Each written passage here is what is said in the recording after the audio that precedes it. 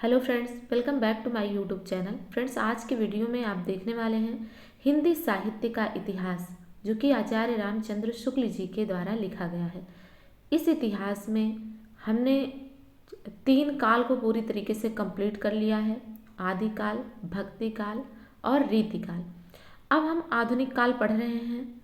आधुनिक काल में भी हम आधुनिक गद्य साहित्य परंपरा का प्रवर्तन प्रथम उत्थान के अंतर्गत प्रकरण 2 गद्य साहित्य परंपरा का प्रवर्तन प्रथम उत्थान आज पढ़ेंगे।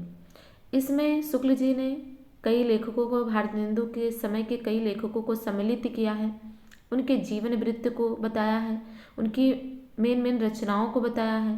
तो ये बहुत ही इम्पोर्टेंट है। प्रकरण 2 गद्य साहित्य का ये बहुत ही इम्पोर्टेंट है, इसलिए आप इसे बहुत अच्छे से पढ़ते हुए चलिएगा। तो स्टार्ट करते हैं बिना देरी किए हुए। तो सबसे पहले लेखक हैं भारतेंदु हरिश्चंद्र।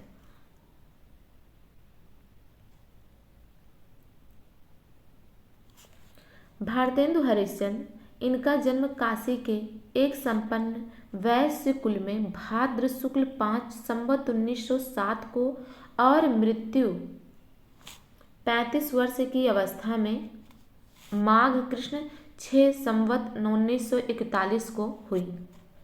संवत 1922 में ये अपने परिवार के साथ जगन्नाथ जी गए। उसी यात्रा में उनका परिचय बंग देश की नवीन साहित्यिक प्रगति से हुआ। उन्होंने बंगला में नए ढंग के सामाजिक, देश देशांतर संबंधी, ऐतिहासिक और पौराणिक नाटक, उपन्यास आदि देखे।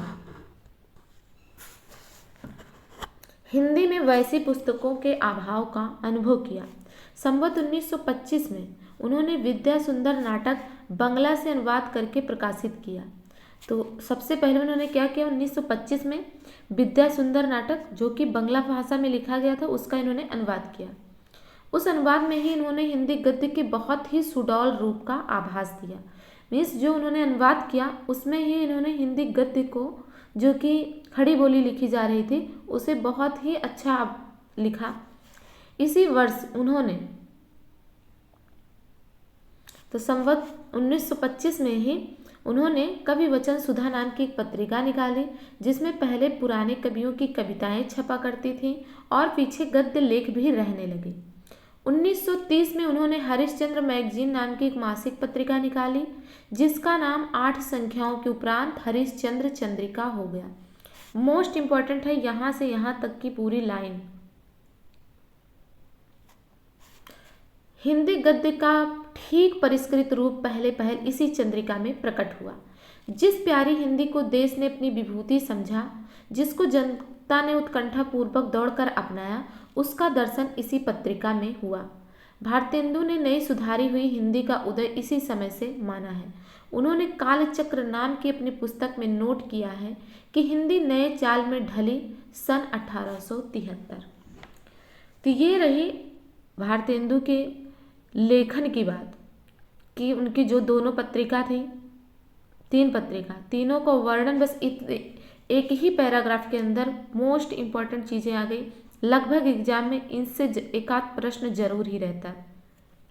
तो आपने देखा कि संवत 1925 में जब वो गए थे 22 में बंगाल जगन्नाथ जी गए थे, तो वहाँ से उन्होंने क्या किया, उन्हें साहित्य का परिचय प्राप्त हुआ। और इसके बाद 1925 में उन्होंने बंगला में जो विद्या सुंदर नाटक है जो लिखा गया था, उसका इन्होंने हिंदी में अनुवाद किया, जिसमें इन्होंने हिंदी बहुत ही अच्छे सुडौल रूपों में प्रस्तुत की। इसी वर्ष इन्होंने, यानी संवत 1925 में ही कविवचन सुधा नाम की एक पत्रिका निकाली, जिसमें पहले पुराने कवियों की कविताएं छपा करती थी और बाद में गद्य लेख भी छपने लगे। इसके बाद उन्होंने 1930 में हरिश्चंद्र मैगजीन निकाला, जो कि एक मासिक पत्रिका थी। इसका नाम 8 अंक के बाद चेंज हो गया, जो कि हरिश्चंद्र मैगजीन से हरिश्चंद्र चंद्रिका हो गया। इसमें गद्य का सबसे अच्छा सुधारा हुआ रूप दिखाया गया। इसी प्रकार कहा जाता है, देखिए क्या कह रहे हैं शुक्ल जी, कि जिस प्यारी हिंदी को देश ने अपनी विभूति समझा, जिसको जनता ने उत्कंठा पूर्वक दौड़ कर अपनाया, उसका दर्शन इसी पत्रिका में हुआ। और भारतेंदु ने नई सुधारी हुई हिंदी का उदय इसी समय से माना है। उन्होंने कालचक्र नाम की अपनी पुस्तक में नोट किया है कि हिंदी नए चाल में ढली सन 1873 ईस्वी। तो ये आपको पूरी लाइन बहुत अच्छे से ध्यान में अपने रखनी है, क्योंकि एग्जाम में ये भी पूछा जाता है कि हिंदी नए चाल में ढली कब इन्होंने लिखा, तो सन 1873 में। किस पत्रिका में इन्होंने लिखा, तो कालचक्र में। तो इस प्रकार से आपको ये पैराग्राफ हमने बता दिया कि मोस्ट इंपॉर्टेंट है। आगे देखते हैं। इस हरिश्चंद्री हिंदी, जो हरिश्चंद्र ने सुधारा हुआ रूप, परिष्कृत रूप, सुडौल हिंदी जो लिखा, उसे क्या कहा गया, हरिश्चंद्री हिंदी के आविर्भाव के साथ ही नए लेखक भी तैयार होने लगे। चंद्रिका में भारतेंदु आप लिखते ही थे, बहुत से और लेखक भी उन्होंने उत्साह दे देकर तैयार कर लिए थे। स्वर्गीय पंडित बद्री नारायण चौधरी बाबू हरिश्चंद्र के संपादन कौशल की बड़ी प्रशंसा किया करते थे। बड़ी तेजी के साथ वह चंद्रिका के लिए लेख और नोट लिखते थे और मैटर को बड़े ढंग से सजाते थे। हिंदी गद्य साहित्य के इस आरंभ काल में ध्यान देने की बात है कि उस समय जो थोड़े से गिनती के लेखक थे, उनमें विदग्धता और मौलिकता थी। उनकी हिंदी होती थी। वह अपनी भाषा की प्रकृति को पहचानने वाले थे।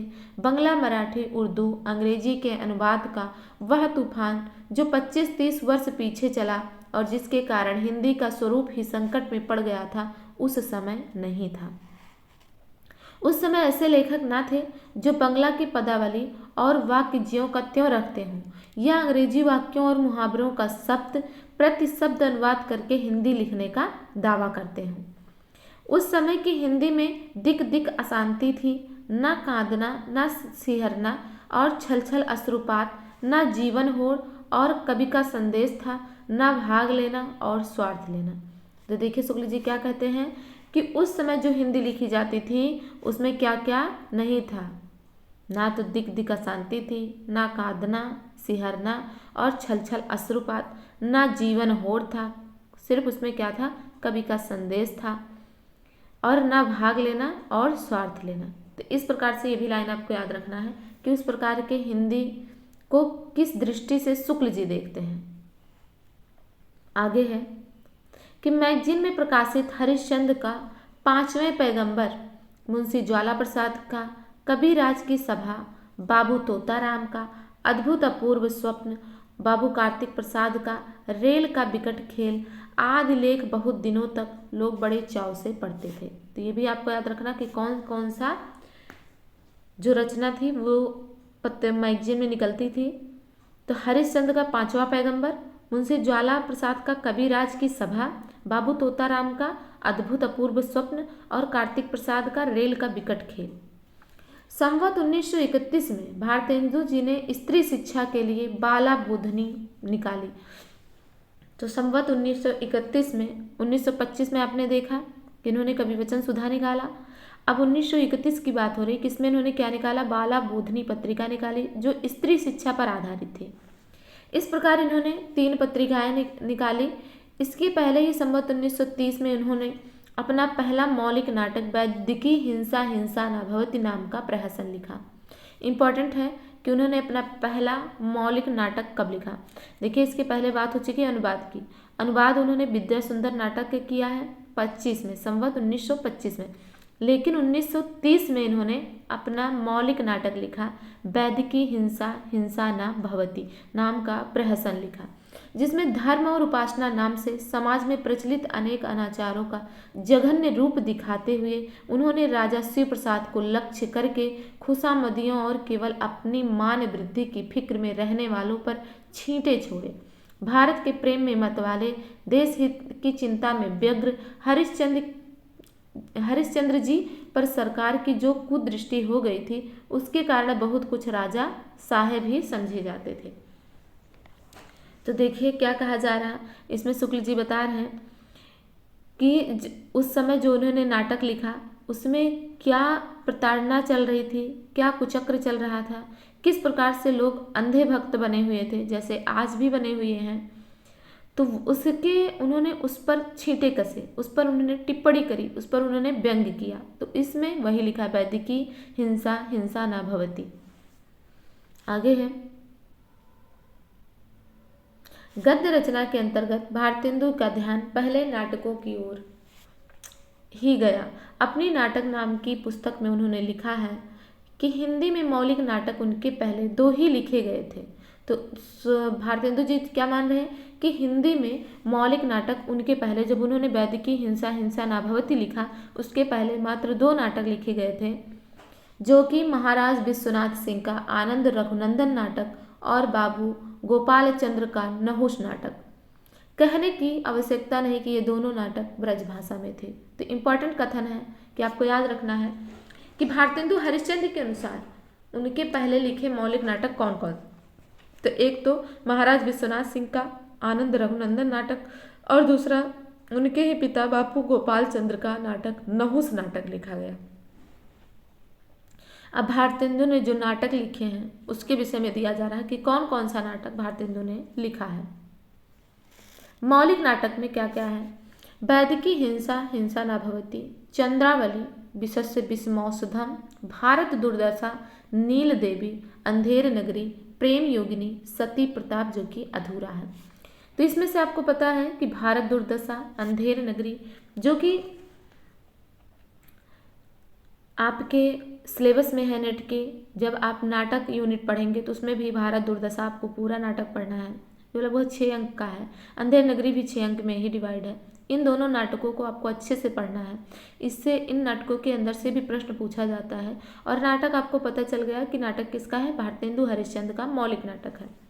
आगे उन्होंने जो अनुवाद किए हैं नाटकों के अन्य भाषाओं के, उन नाटकों के नाम है। तो क्या क्या है? विद्या सुंदर नाटक, पाखंड विडंबन, धनंजय विजय, कर्पूर मंजरी, मुद्रा राक्षस, सत्य हरिश्चंद्र, भारत जननी। तो ये कितने नाटक हो गए? 7 नाटक। तो इस प्रकार से ये सारे अनुवाद हैं कि विद्या सुंदर, पाखंड विडंबन, धनंजय विजय, कर्पूर मंजरी, मुद्रा राक्षस, सत्य हरिश्चंद्र और भारत जननी। सत्य हरिश्चंद्र जैसा कि मौलिक समझा जाता है, पर हमने एक पुराना बंगला नाटक देखा, ये शुक्ल जी कह रहे हैं कि हमने एक पुराना बंगला नाटक देखा जिसका वह अनुवाद कहा जा सकता। कहते हैं कि भारत जननी उनके मित्र का किया हुआ बंग भाषा में लिखित भारत माता का अनुवाद था, जिसे उन्होंने सुधारते सुधारते सारा फिर से लिख डाला। तो ये किसके विषय में? भारत जननी के विषय में बात हो रही है, जो कि इनका अनुवाद है। आगे है कि भारतेंदु के नाटकों में सबसे पहले ध्यान इस बात पर जाता है कि उन्होंने सामग्री जीवन के कई क्षेत्रों से ली। चंद्रावली में प्रेम का आदर्श, नील देवी में पंजाब के एक हिंदू राजा पर मुसलमानों की चढ़ाई का ऐतिहासिक वृत्त, भारत दुर्दशा में देश दशा बहुत ही मनोरंजक ढंग से सामने लाई गई है, जिसमें आप देखेंगे कि भारत दुर्दय, भारत भाग्य, ऐसे ऐसे पात्रों की रचना भारतेंदु जी ने की है, जो कि आपको पढ़ने में बहुत ही अच्छा लगेगा। विशस्य विषमौषधम देशी रजवाड़ों की कुचक्र परिस्थिति दिखाने के लिए रचा गया है। प्रेम योगिनी में भारतेंदु ने वर्तमान पाखंडमय धार्मिक और सामाजिक जीवन के बीच अपनी परिस्थिति का चित्रण किया है, यही उसकी विशेषता है। तो क्या विषय वस्तु अपने नाटकों में शामिल किया है, इसमें शुक्ल जी ने इस पैराग्राफ में ये भी बता दिया है। आगे देखेंगे नाटकों की रचना शैली में उन्होंने मध्य मार्ग का अवलंबन किया। ना तो बंगला के नाटकों की तरह प्राचीन भारतीय शैली को एक बारगी छोड़ हुए अंग्रेजी नाटकों की नकल पर चले और ना प्राचीन नाट्य शास्त्र की जटिलता में अपने को फंसाया। उनके बड़े नाटकों में प्रस्तावना बराबर रहती थी, पताका, स्थानक आदि का प्रयोग भी वो कहीं कहीं कर देते थे। यद्यपि सबसे अधिक रचना उन्होंने नाटकों की ही की, पर हिंदी साहित्य के सर्वोत्तोन्मुखी विकास की ओर वो बराबर दत्ता चित्र है। कश्मीर कुसुम, बादशाह दर्पण आदि लिखकर उन्होंने इतिहास रचना का मार्ग दिखाया। अपने पिछले दिनों में वे उपन्यास लिखने की ओर प्रवृत्त हुए थे, पर चल बसे। वे सिद्धवाड़ी के अत्यंत सरस हृदय थे। इससे एक ओर तो उनकी लेखनी से श्रृंगार रस के ऐसे रसपूर्ण और मार्मिक कवित्व सवैये निकले कि उनके जीवन काल में ही चारों ओर लोगों के मुंह से सुनाई पड़ने लगे, और दूसरी ओर स्वदेश प्रेम से भरी हुई उनकी कविताएं चारों ओर देश के मंगल का मंत्र सा फूंकने लगी। तो देखिए इनका, जैसे आपने देखा कि जीवन काल मात्र 35 वर्ष था। इसी 35 वर्ष में उन्होंने कितनी चीज़ें करी, कितना ज़्यादा नाटक, उपन्यास, निबंध, जैसा कि आपको पता है कि आपके नेट के सिलेबस में 2 निबंध भी लगे हुए हैं। तो ये सारी चीज़ों को उन्होंने 35 वर्ष की अवस्था में ही लिख डाला, जो कि आज अभी आप देख रहे हैं कि 32-33 वर्ष तक, 35 वर्ष तक तैयारी ही चल रही गवर्नमेंट एग्जाम की। तो ये दुर्दशा अभी भी व्याप्त है कि बेरोजगारी की वजह से इतने समय तक तैयारी करनी पड़ रही। आगे है कि अपनी सर्वोत्तोन्मुखी प्रतिभा के बल से एक वह पद्माकर द्विजदेव की परंपरा में दिखाई पड़ते थे, दूसरी ओर बंग देश के माइकल और हेमचंद्र की श्रेणी में। तो इम्पॉर्टेंट कथन है ये, शुक्ल जी का कथन है कि अपनी सर्वोत्तोन्मुखी प्रतिभा के बल से एक ओर वह पद्माकर द्विजदेव की परंपरा में दिखाई पड़ते थे, दूसरी ओर बंग देश के माइकल और हेमचंद्र की श्रेणी में। आप देख रहे हैं कि 35 वर्ष की अवस्था में उन्होंने इतना कुछ कर दिया है हमारे लिए, अपने देश के लिए, अपने देश की भाषा के लिए, हिंदी के लिए, उसके साहित्य के लिए इतना कुछ कर दिया है कि उनके नाम पर ही भारतेंदु युग पड़ा, कि उसमें कितने लेखक उनके अंदर में समाहित हो गए। तो ये कहा, शुक्ल जी कहते हैं कि जो इनकी सर्वोत्तोन्मुखी प्रतिभा है उसमें एक ओर तो पद्माकर और द्विजदेव की परंपरा में दिखाई पड़ते हैं, पर दूसरी ओर जो बंग देश के बहुत ही माने जाने लेखक हैं माइकल और हेमचंद्र, उनकी श्रेणी में। आगे, एक ओर तो राधा कृष्ण की भक्ति में झूमते हुए नई भक्तमाला गूंथते दिखाई देते हैं, दूसरी ओर मंदिरों में आधिकारिक और टीकाधारी भक्तों के चरित्र की हंसी उड़ाते और मंदिरों, स्त्री शिक्षा, समाज सुधार आदि पर व्याख्यान देते पाए जाते थे। प्राचीन और नवीन का ही सुंदर सामंजस्य भारतेंदु की कला का विशेष माधुर्य है। साहित्य के एक नवीन युग के आदि में प्रवर्तक के रूप में खड़े होकर उन्होंने यह भी प्रदर्शित किया कि नए या बाहरी भावों को पचाकर इस प्रकार मिलाना चाहिए कि अपने ही साहित्य के विकसित अंग से लगे। प्राचीन नवीन के उस संधि काल में जैसे शीतल कला का संचार अपेक्षित था, वैसे ही शीतल कला के साथ भारतेंदु का उदय हुआ, इसमें संदेह नहीं। ये शुक्ल जी कहते हैं कि उस प्रकार जैसे जो कि संधि काल में जैसा वातावरण चल रहा था उसमें इन्होंने जो भी रचनाएं की, जिस प्रकार से भारतेंदु का उदय हुआ वो अपेक्षित ही था। आगे कहा जा रहा कि ये कहते थे, क्या कहते थे कि बाहरी भावों को पचाकर इस प्रकार अपने में मिलाना चाहिए कि वो साहित्य का विकसित अंग लगे। तो आप देख रहे हैं कि इन्होंने जो भी अन्य जगहों से, जो भी अन्य साहित्य से ग्रहण किया, उसे भी उन्होंने इस प्रकार पिरोया अपने साहित्य में कि वो इसी का अंग लगने लगा। तो वही कह रहे हैं कि ऐसा ना प्रतीत हो कि कहीं से लाया गया, कहीं से लिया गया। आगे है, हरिश्चंद्र के जीवन काल में ही लेखकों और कवियों का एक खासा मंडल चारों ओर तैयार हो गया। उपाध्याय पंडित बद्री नारायण चौधरी, पंडित प्रताप नारायण मिश्र, बाबू तोताराम, ठाकुर जगमोहन सिंह, लाला श्रीनिवास दास, पंडित बालकृष्ण भट्ट, पंडित केशव राम भट्ट, पंडित अंबिका दत्त व्यास, पंडित राधाचरण गोस्वामी इत्यादि कई प्रौढ़ और प्रतिभाशाली लेखकों ने हिंदी साहित्य के इस नूतन विकास में योग दिया था। भारतेंदु का अस्त तो संवत 1941 में हो ही गया, पर उनका यह मंडल बहुत दिनों तक साहित्य निर्माण करता रहा।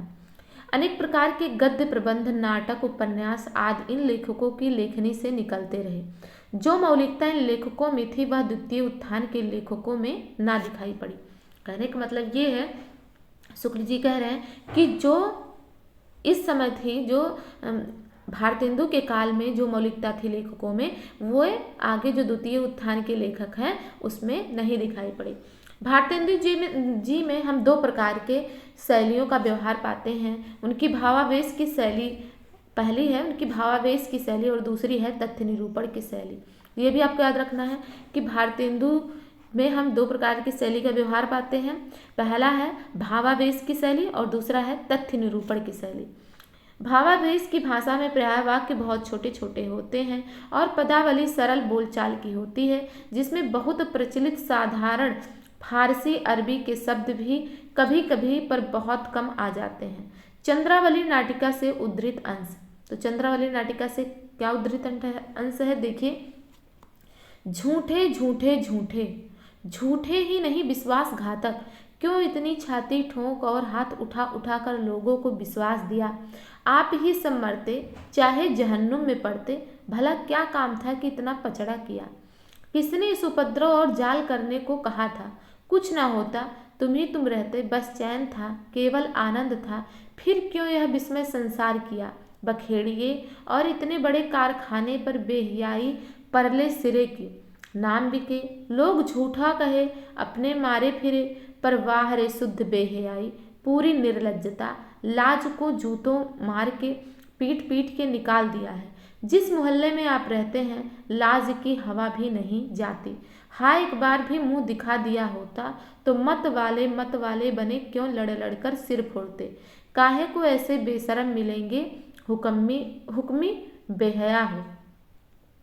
आगे है कि जहाँ चित्त की किसी स्थायी क्षोभ की व्यंजना है और चिंतन के लिए कुछ अवकाश है, वहाँ की भाषा कुछ अधिक साधु और गंभीर तथा वाक्य कुछ बड़े हैं, पर अन्योय जटिल नहीं, जैसे प्रेम योगिनी में सूत्रधार के इस भाषण में। तो क्या है भाषण कि क्या सारे संसार के लोग सुखी रहें और हम लोग को परम बंधु, पिता, मित्र, पुत्र सब भावनाओं से भावित, प्रेम की एकमात्र मूर्ति, सौजन्य का एकमात्र पात्र, भारत का एकमात्र हित, हिंदी का एकमात्र जनक, भाषा नाटकों का एकमात्र जीवनदाता हरिश्चंद्र ही दुखी हों। नेत्रा में जल भर कर, हाँ सज्जन शिरोमणि कुछ चिंता नहीं, तेरा तो बाना है कि कितना भी दुख हो उसे दुख ही मानना। मित्र, तुम तो दूसरों का अपकार और अपना उपकार दोनों भूल जाते हो।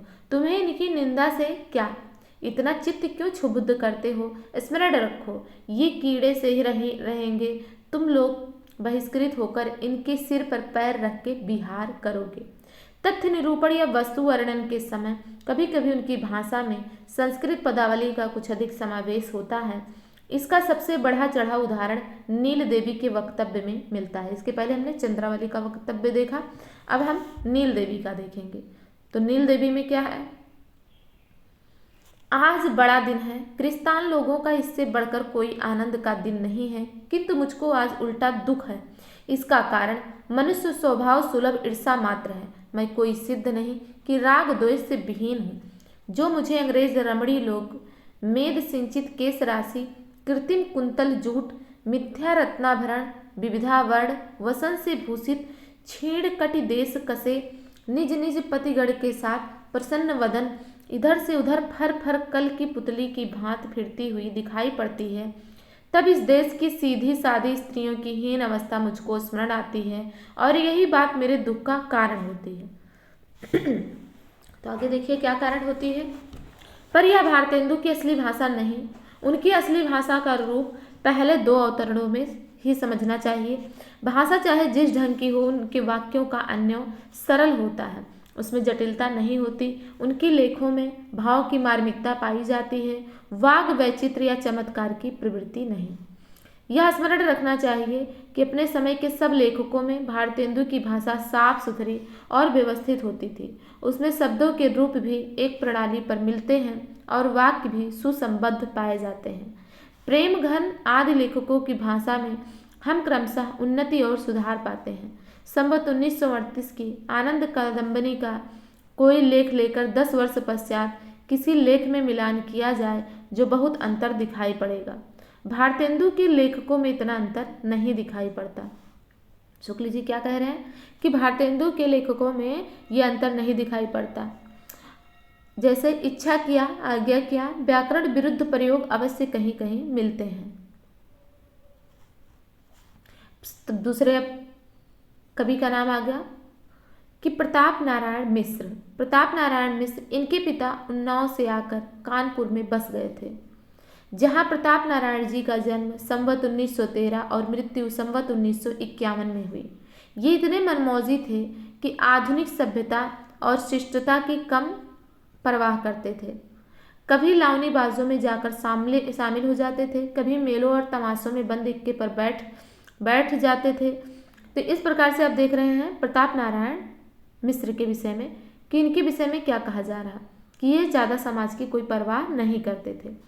आगे है प्रताप नारायण मिश्र यद्यपि लेखन कला में भारतेंदु को ही आदर्श मानते थे, पर उनकी शैली में भारतेंदु की शैली से बहुत कुछ विभिन्नता भी लक्षित होती है। प्रताप नारायण जी में विनोद प्रियता विशेष थी, इससे उनकी वाणी में व्यंग्यपूर्ण वक्रता की मात्रा प्रायः रहती है।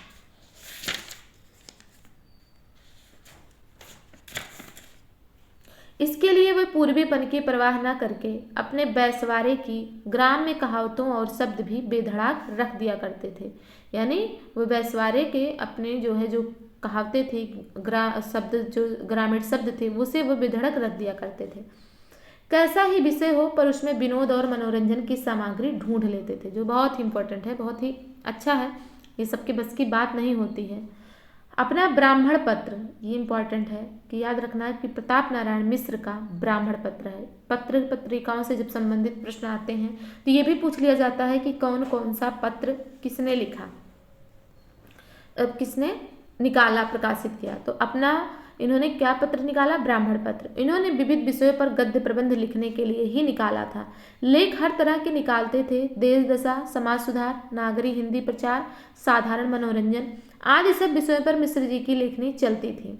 शीर्षकों के नाम से ही विषयों की अनेक रूपता का पता चलेगा, जैसे खूरे का लत्ता बिने, कनातन का डौल बांधो, समझदार की मौत हो, बात, मनोयोग, वृद्ध, भौं।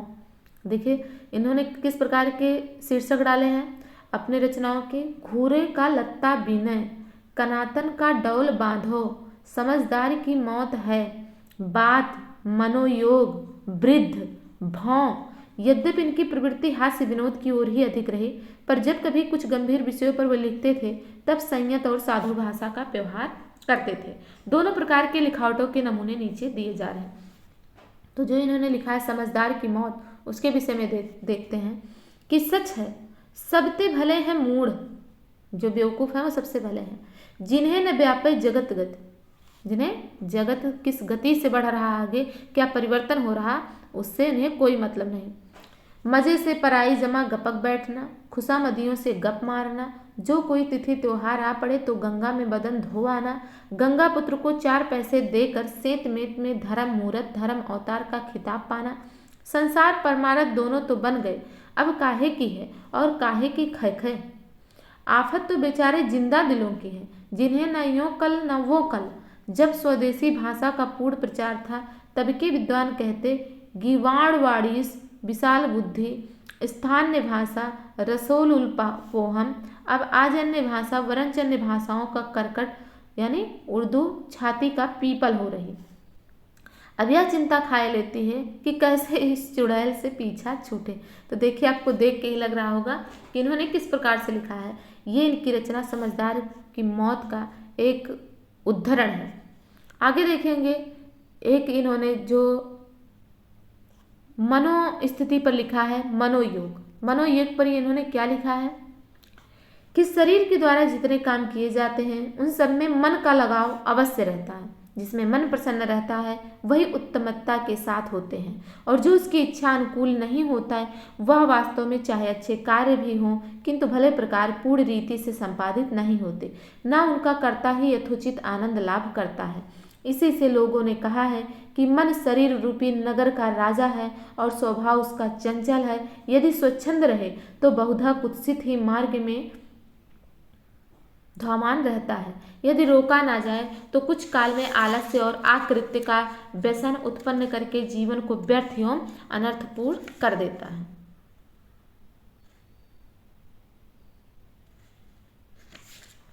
आगे है कि प्रताप जी ने फुटकल गद्य प्रबंधों के अतिरिक्त कई नाटक भी लिखे। कली कौतुक रूपक में पाखंडियों और दुराचारियों का चित्र खींचकर उनसे सावधान रहने का संकेत किया गया है। संगीत शाकुंतल में लावनी के ढंग पर गाए जाने योग्य खड़ी बोली में पद्यबद्ध शकुंतला का नाटक है। भारतेंदु के अनुकरण पर मिश्र जी ने भारत दुर्दशा नाम का नाटक भी लिखा।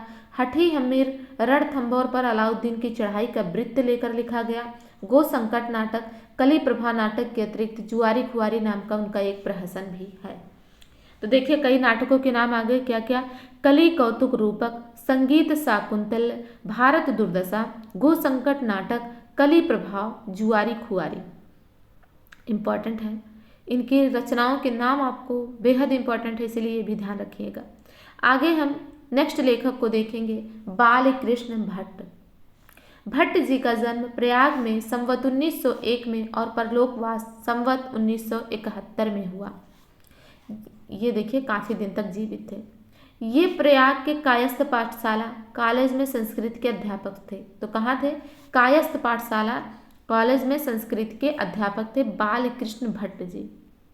आगे है, उन्होंने संवत 1933 में अपना हिंदी प्रदीप गद्य साहित्य का ढर्रा निकालने के लिए ही निकाला था। तो इनकी पत्रिका का क्या नाम है? हिंदी प्रदीप। जैसा कि इसके पहले आपने दोनों लेखकों का देखा, तो आपने देखा कि सबसे पहले भारतेंदु, जिसमें उन्होंने 3 पत्रिका निकाली और उनके एक पुस्तक कालचक्र का जिक्र हुआ, जिसमें हिंदी नए चाल में ढली। सन 1873 इन्होंने लिखा, जिससे हिंदी का आरंभ माना जा रहा।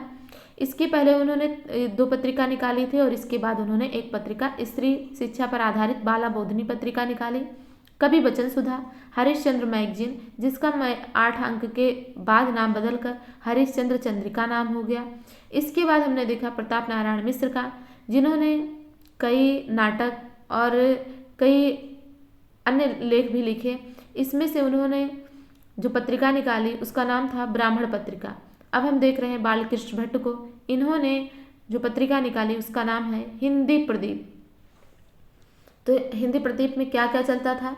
सामाजिक, साहित्यिक, राजनीतिक, भौतिक सब प्रकार के छोटे छोटे गद्य प्रबंध ये अपने पत्र में 30 वर्ष तक निकालते रहे। इनके लिखने का ढंग पंडित प्रताप नारायण के ढंग से मिलता जुलता है। मिश्र जी के समान भट्ट जी भी स्थान स्थान पर कहावतों का प्रयोग करते थे, पर उनका झुकाव मुहावरों की ओर कुछ अधिक रहा है। व्यंग और वक्रता इनके लेखों में भी भरी रहती और वाक्य भी कुछ बड़े बड़े ही होते। ठीक खड़ी बोली के आदर्श का निर्वाह भट्ट जी ने भी नहीं किया। पूर्वी प्रयोग बराबर मिलते हैं, जैसे समझा बुझाकर के स्थान पर समझाए बुझाए वे प्रायः लिख जाते थे। उनके लिखने के ढंग से यह जान पड़ता है कि वे अंग्रेजी पढ़े लिखे नवशिक्षित लोगों को हिंदी की ओर आकर्षित करने के लिए लिख रहे हैं। स्थान स्थान पर ब्रैकेट में घिरे अंग्रेजी शब्द पाए जाते हैं। इसी प्रकार फारसी अरबी के लफ्ज ही नहीं, बड़े बड़े फिक्रे तक भट्ट जी अपनी मौज में आकर रखा करते थे। इस प्रकार उनकी शैली में एक निरालापन झलकता है। प्रताप नारायण के हास्य विनोद से भट्ट जी के हास्य विनोद में यह विशेषता है कि वह कुछ चिड़चिड़ाहट लिए रहता था। पद विन्यास भी कभी उसका बहुत चोखा और अनूठा होता था। तो ये दोनों लाइन पढ़कर आप समझ गए होंगे कि बालकृष्ण भट्ट की जो शैली थी, जो लेखन शैली थी, वो कैसी थी। तो वो भी जैसे हमने अभी तक देखा कि प्रताप नारायण मिश्र जी व्यंग करने में बहुत माहिर थे, हास्य विनोद से संबंधित लिखते थे, वही इनमें भी था। जैसे वो अपने वैश्वारे के कहावते मुहावरों का प्रयोग करते थे, वहाँ की ग्रामीण भाषा का प्रयोग करते थे, वैसे ही बालकृष्ण भट्ट जी भी लिखते थे। आगे हम देखेंगे अनेक प्रकार के गद्य प्रबंध भट्ट जी ने लिखे हैं, पर सब छोटे छोटे। इन्होंने अनेक प्रकार के गद्य प्रबंध लिखे हैं, पर सब छोटे छोटे हैं। वे बराबर कहा करते थे कि ना जाने कैसे लोग बड़े बड़े लेख लिख डालते हैं। मुहावरों की सूझ उनकी बहुत अच्छी थी। आँख, कान, नाक आदि शीर्षक देकर उन्होंने कई लेखों में बड़े ढंग के साथ मुहावरों की झड़ी बांध दी है। एक बार वे मेरे घर पधारे थे। शुक्ल जी कह रहे हैं कि एक बार वे मेरे घर पधारे थे। तो देखिए क्या होता। मेरा छोटा भाई आंखों पर हाथ रखे उन्हें दिखाई पड़ा। उन्होंने पूछा, भैया आंख में क्या हुआ? उत्तर मिला, आंख आई है। वो चट बोल उठे, भैया यह आंख बड़ी बला है, इसका आना जाना उठना बैठना सब बुरा है। अनेक विषयों पर गद्य प्रबंध लिखने के अतिरिक्त हिंदी प्रदीप द्वारा भट्ट जी संस्कृत साहित्य और संस्कृत के कवियों का परिचय भी अपने पाठकों को समय समय पर कराते रहे। पंडित प्रताप नारायण मिश्र और बालकृष्ण भट्ट ने हिंदी गद्य साहित्य में वही काम किया जो अंग्रेजी गद्य साहित्य में एडिसन और स्टील ने किया, जो कि मोस्ट इम्पॉर्टेंट कथन है, मोस्ट इम्पॉर्टेंट। इसीलिए प्रताप नारायण मिश्र को एडिसन की संज्ञा दी गई है और बालकृष्ण भट्ट को स्टील की। आगे हम भट्ट जी की लिखावट के 2 नमूने देखेंगे। तो इन्होंने कल्पना से संबंधित क्या लिखा है कि यावत मिथ्या और दरोग की किबले गाह इस कल्पना पिशाचिनी का कहीं और छोर किसी ने पाया है। अनुमान करते करते हैरान गौतम से मुनि गौतम हो गए। कड़ाद तिनका खा खाकर किनका बीनने लगे, पर मन की मनभावनी कन्या कल्पना का पार न पाया। कपिल बेचारे 25 तत्वों की कल्पना करते करते कपिल अर्थात पीले पड़ गए। व्यास ने इन तीनों दार्शनिकों की दुर्गति देख मन में सोचा, कौन इस भूतनी के पीछे दौड़ता फिरे। यह संपूर्ण विश्व जिसे हम प्रत्यक्ष देख सुन चुक सकते हैं, सब कल्पना ही कल्पना, मिथ्या, नाशवान और क्षणभंगुर है, अतएव हेय है, यानी घृणा के योग्य है। आगे आत्मनिर्भरता में इन्होंने क्या लिखा है, इसका नमूना देखिए। इधर 50-60 वर्षों से अंग्रेजी राज्य के अमन चैन का फायदा पाए हमारे देश वाले किसी की भलाई की ओर ना झुके, वरन 10 वर्ष की गुड़ियों का ब्याह कर पहले से ड्योढ़ी दूनी सृष्टि अलबत्ता बढ़ाने लगे। हमारे देश की जनसंख्या अवश्य घटनी चाहिए। आत्मनिर्भरता में दृढ़, अपने कुवते बाजू पर भरोसा रखने वालों, पुष्ट वीर, पुष्ट बल, भाग्यवान एक संतान अच्छा, कुकर सूकर से, निकम्मे, रग रग में दास भाव से पूर्ण, पर भाग्योपजीवी 10 किस काम के। आगे है कि निबंधों के अतिरिक्त भट्ट जी ने कई छोटे मोटे नाटक भी लिखे हैं जो क्रमशः उनके हिंदी प्रदीप में छपे हैं, जैसे कलिराज की सभा, रेल का विकट खेल, बाल विवाह नाटक, चंद्रसेन नाटक। उन्होंने माइकल मधुसूदन दत्ता के पद्मावती और शर्मिष्ठा नामक बंग भाषा के 2 नाटकों के अनुवाद भी निकाले थे। तो उन्होंने क्या क्या निकाला है बालकृष्ण भट्ट ने? माइकल मधुसूदन दत्ता की पद्मावती और शर्मिष्ठा नामक बंग भाषा के 2 नाटकों के अनुवाद हिंदी में लिखे। आगे है कि संवत 1943 में भट्ट जी ने लाला श्रीनिवास दास के संयुक्ता स्वयंवर नाटक की सच्ची समालोचना भी की और पत्रों में उसकी प्रशंसा ही प्रशंसा देख कर की थी। उसी वर्ष उपाध्याय पंडित बद्रीनारायण चौधरी ने बहुत ही विस्तृत समालोचना अपनी पत्रिका में निकाली थी। इस दृष्टि से सम्यक आलोचना का हिंदी में सूत्रपात करने वाले इन्हीं 2 लेखकों को समझना चाहिए। तो आलोचना का सूत्रपात कैसे हुआ, इस पैराग्राफ से आपको समझ आ गया होगा कि 1943 में जो कि लाला श्रीनिवास दास ने नाटक लिखा था संयोगिता स्वयंवर, इसको जिसने पढ़ा उसने बहुत ही तारीफ किया। तो इस पर इन्होंने सच्ची समालोचना की, इसकी आलोचना, और इसमें जो भी आलोचना में सिर्फ खराब चीज़ें ही आती हैं लगभग, लेकिन जो समालोचना होती हैं उसमें अच्छी और बुरी दोनों विशेषताओं को रखा जाता है। और उसी वर्ष बद्रीनारायण चौधरी ने भी लिखा, इन्होंने भी विस्तृत समालोचना इसकी अपनी पत्रिका में निकाली। तो कहा जा रहा है, शुक्ल जी कहते हैं कि आलोचना का हिंदी में सूत्रपात करने वाले यही 2 लेखक हैं, पहले बालकृष्ण भट्ट और दूसरे बद्रीनारायण चौधरी। अब आगे हम देखेंगे बद्रीनारायण चौधरी। उपाध्याय पंडित बद्रीनारायण चौधरी, चौधरी जी का जन्म मिर्जापुर के एक अभिजात ब्राह्मण वंश में भाद्र कृष्ण 6, 1912 को और मृत्यु फाल्गुन शुक्ल 14 संवत 1979 को हुई। उनकी हर एक बात से रईसी टपकती थी। बातचीत का ढंग उनका बहुत ही निराला और अनूठा था। कभी कभी बहुत ही सुंदर वक्रतापूर्ण वाक्य उनके मुंह से निकलते थे। लेखन कला के उनके सिद्धांत के कारण उनके लेखों में यह विशेषता नहीं पाई जाती। ये भारतेंदु के घनिष्ठ मित्रों में थे और बेस भी उन्हीं का सा रखते थे। क्या कहा जा रहा है कि पंडित उपाध्याय बद्रीनारायण चौधरी जो हैं वो भारतेंदु के बहुत घनिष्ठ मित्र थे और अपना वेशभूषा भी उन्हीं के जैसा ही रखते थे। पंडित बद्रीनारायण चौधरी प्रेम घन की शैली सबसे विलक्षण थी। ये गद्य रचना को एक कला के रूप में ग्रहण करने वाले, कलम की कारीगरी समझने वाले लेखक थे और कभी कभी ऐसे पेचीले मजमून बांधते थे कि पाठक एक एक 1.5 कालम के लंबे वाक्य में उलझा रह जाता था। यहाँ से यहाँ तक मोस्ट इम्पॉर्टेंट कथन है। आगे हम देखेंगे कि अनुप्रास और अनूठे पद विन्यास की ओर भी उनका ध्यान रहता था। किसी बात को साधारण ढंग से कहे जाने को ही वे लिखना नहीं कहते थे। वे कोई लेख लिखकर जब तक कई बार उसका परिष्कार और परिमार्जन नहीं कर लेते थे तब तक छपने नहीं देते थे। भारतेंदु के वह घनिष्ठ मित्र थे, पर लिखने में उनके उतावलेपन की शिकायत अक्सर किया करते थे। वे कहते थे कि बाबू हरिश्चंद्र अपनी उमंग में जो कुछ लिख जाते थे, यदि उसे एक बार और देखकर परिमार्जित कर लिया करते तो वह और भी सुडौल और सुंदर हो जाता। एक बार उन्होंने मुझसे कांग्रेस के 2 दल हो जाने पर एक नोट लिखने को कहा। मैंने जब लिख कर दिया तब उसके वाक्य को पढ़कर ये कहने लगे कि इसे यूँ कर दीजिए।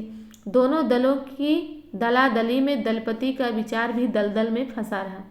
भाषा अनुप्रासमय और चुहचुहाती हुई होने पर भी उनका पद विन्यास व्यर्थ के आडंबर के रूप में नहीं होता था।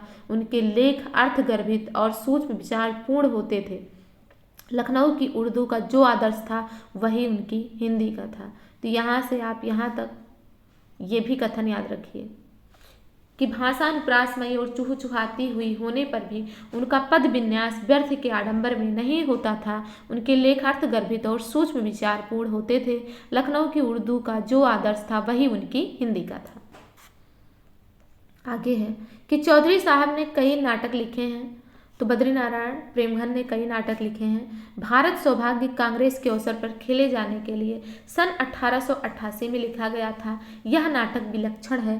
पात्र इतने अधिक और इतने प्रकार के हैं कि अभिनय दुस्साध्य ही समझिए। भाषा भी रंग बिरंगी, पात्रों के अनुरूप उर्दू, मारवाड़ी, बैसवाड़ी, भोजपुरी, पंजाबी, मराठी, बंगाली सब कुछ मिलेगी। नाटक की कथा वस्तु है बद एक बाल हिंद की प्रेरणा से सन 1857 का गदर, अंग्रेजों के अधिकार की पुनः प्रतिष्ठा और नेशनल कांग्रेस की स्थापना। नाटक के आरंभ के दृश्यों में लक्ष्मी, सरस्वती और दुर्गा का भारत से प्रस्थान, भारतेंदु के पै धन विदेश चली जाए यही अति ख्वारी से अधिक काव्योचित और मार्मिक है। तो ये आपको सूक्ति भी पता चल गई कि किसकी है, बद्रीनारायण चौधरी प्रेमघन की, जिसे अक्सर आप उत्साह में भारतेंदु भी लगा सकते हैं कि पै धन विदेश चली जाए यह अति ख्वारी। आगे है कि प्रयाग रामागमन नाटक में राम का भरद्वाज आश्रम में पहुंचकर आतिथ्य ग्रहण है। इसमें सीता की भाषा ब्रज रखी गई, यानी प्रयाग रामागमन। वारांगना रहस्य महानाटक अथवा वेश्या विनोद महानाटक दुर्व्यसनग्रस्त समाज का चित्र खींचने के लिए उन्होंने संवत 1943 से ही उठाया और थोड़ा थोड़ा करके समय समय पर अपनी आनंद कादंबनी में निकालते रहे, पर पूरा ना कर सके। इनकी पत्रिका का नाम क्या है? बद्रीनारायण चौधरी प्रेमघन के आनंद कादंबनी। इसमें जगह जगह श्रृंगार रस के श्लोक, कवित्त, सवैये, गजल, शेर इत्यादि रखे गए। विनोदपूर्ण प्रहसन तो अनेक प्रकार के ये अपनी पत्रिका में बराबर निकालते रहे। सच पूछिए तो आनंद कादंबनी प्रेमघन जी ने अपने ही उमड़ते हुए विचारों और भावों को अंकित करने के लिए निकाली थी और लोगों के लेख उसमें नहीं के बराबर रहा करते थे। इस पर भारतेंदु ने एक बार उनसे कहा कि जनाब, यह किताब नहीं कि जो आप अकेले ही हर काम फरमाया करते हैं, बल्कि अखबार है जिसमें अनेक जन लिखित लेख होना आवश्यक है, और यह भी जरूरत नहीं कि सब तरह के लिखाड़ हों। अपनी पत्रिका में किस शैली की भाषा लेकर चौधरी साहब मैदान में आए, इसे दिखाने के लिए हम उसके प्रारंभ काल संवत 1938 की एक संख्या से कुछ अंश देते हैं। ये शुक्ल जी अपना सिलेक्ट करके दे रहे हैं कि परिपूर्ण पावस में उन्होंने क्या लिखा। जैसे किसी देशाधीश के प्राप्त होने से देश का रंग ढंग बदल जाता है, तद्रुप पावस के आवागमन से सारे संसार ने भी दूसरा रंग पकड़ा। भूमि हरी भरी होकर नाना प्रकार के घासों से सुशोभित भई, मानो सारे मोद के रोमांच की अवस्था को प्राप्त भई। सुंदर हरित पत्रावलियों से भरित तरुवनों की सुहावनी लताएं लिपट लिपट मुग्धामयक मुखियों को अपने प्रियतमों के अनुरालिंगन की विधि बतलाती। इनसे युक्त पर्वतों के श्रृंगों के नीचे सुंदरी दरी समूह के स्वच्छ श्वेत जल प्रवाह ने मानो पारा की धारा और बिल्लौर की ढार को तुच्छ कर युगल पार्श्व की हरी भूमि के जो मारे हरेपन की सामर्थ्यता की झलक दे अलग की शोभा लाई है। बीचों बीच मांग सी काढ़ मन मांग लिया, और पत्थर की चट्टानों पर सुंबुल अर्थात हंसराज की जटाओं का फैलना, बिखरी हुई लटों के लावड़े का लाना है। तो इस प्रकार इनकी जो लेख है उसके किसी अंक से, आनंद कादंबनी के किसी अंक से शुक्ल जी ने इसे निकाला है। आगे देखेंगे, आनंद कादंबनी में समाचार तक कभी कभी बड़ी रंगीन भाषा में लिखे जाते थे। संवत 1942 की संख्या का एक स्थानिक संवाद देखिए। तो क्या लिखते हैं स्थानिक संवाद कि दिव्य देवी श्री महारानी बड़हर लाख झंझट झेल और चिरकाल पर्यंत बड़े बड़े उद्योग और मेल से दुख के दिन सकेत अचल कोट का पहाड़ ढकेल फिर गद्दी पर बैठ गए। ईश्वर का भी क्या खेल है कि कभी तो मनुष्य पर दुख की रेल पेल और कभी उसी पर सुख की कुलेल है। इस प्रकार से ये इनका संवाद है। आगे हम देखेंगे कि पीछे जो उनके साप्ताहिक पत्र नागरी नीरद निकला, उसके शीर्षक भी वर्षा के खासे रूपक हुए, जैसे संपादकीय सम्मति समीर, प्रेरित कला पिकलरव, हास्य हरितांकुर, वृत्तांत वला कावल, काव्यामृत वर्षा, विज्ञापन वीर बहुटिया, नियम निर्घोष। तो ये इनके एग्जाम्पल थे कि जो वर्षा के संबंधित संपादकीय लिखा जाता था उसका शीर्षक है। आगे है कि समालोचना का सूत्रपात हिंदी में एक प्रकार से भट्ट जी और चौधरी साहब ने ही किया। समालोच्य पुस्तक के विषयों का अच्छी तरह विवेचन करके उसके गुण दोष के विस्तृत निरूपण की चाल उन्होंने चलाई। बाबू गदाधर सिंह ने बंग विजेता का जो अनुवाद किया था उसकी आलोचना आनंद कादंबरी में 5 पृष्ठों में हुई थी। बाबू यानी लाला श्रीनिवास दास के संयोगिता स्वयंवर की बड़ी विस्तृत और कठोर समालोचना चौधरी जी ने आनंद कादंबरी के 21 पृष्ठों में निकाली थी। उसके कुछ अंश नीचे दिए जा रहे हैं। तो इन्होंने जो लाला श्रीनिवास दास के संयोगिता स्वयंवर का समालोचना लिखा उसका जो शब्द है, जो अंश है, उसे नीचे दिया जा रहा है, उसे शुक्ल जी ने नीचे लिखा है। तो ये भी पैराग्राफ काफ़ी इम्पोर्टेंट है। यद्यपि इस पुस्तक की समालोचना करने के पूर्व इसके समालोचकों की समालोचनाओं की समालोचना करने की आवश्यकता जान पड़ती है, ऐसा बद्रीनाथ चौधरी प्रेमघन जी कह रहे हैं। क्योंकि जब हम इस नाटक की समालोचना अपने बहुतेरे सहयोगी और मित्रों को करते देखते हैं तो अपनी ओर से जहाँ तक खुशामद और चापलूसी का कोई दर्जा पाते हैं, शेष छोड़ते नहीं दिखाते। नाट्य रचना के बहुतेरे दोष हिंदी प्रदीप ने अपनी सच्ची समालोचना में दिखलाए हैं, अतः उसमें हम विस्तार नहीं देते। हम केवल यहाँ अलग अलग उन दोषों को दिखलाना चाहते हैं जो प्रधान और विशेष हैं। तो जानना चाहिए कि यदि यह संयोगिता स्वयंवर पर नाटक लिखा गया तो इसमें कोई दृश्य स्वयंवर को ना रखना मानो इस कविता का नाश कर डालना है, क्योंकि यही इसमें वर्णनीय विषय है। तो आनंद कादंबरी में प्रेमघन जी क्या कह रहे हैं कि जैसा कि नाम से ही स्पष्ट है कि संयोगिता स्वयंवर, तो अगर संयोगिता का स्वयंवर इसमें नहीं रखा गया तो इस कविता का मानो नाश कर डालना है, क्योंकि वर्णनीय विषय जो शीर्षक होता है वो तो प्रमुख होता है, उसका वर्णन उसमें जरूर होता है। यानी कोई भी रचना होती है जो उसका शीर्षक होता है वो उससे संबंधित होता है। तो अगर आपने संयोगिता स्वयंवर नाम लिखा है तो उसमें स्वयंवर का कुछ दृश्य तो अवश्य ही होना चाहिए। आगे है कि नाटक के प्रबंध का कुछ कहना ही नहीं। एक गंवार भी जानता होगा कि स्थल परिवर्तन के कारण गर्भांक की आवश्यकता होती है, अर्थात स्थानक के बदलने में पर्दा बदल जाता है और इसी पर्दे को बदलने को दूसरा गर्भांक मानते हैं। सो आपने एक ही गर्भांक में 3 स्थान बदल डाले।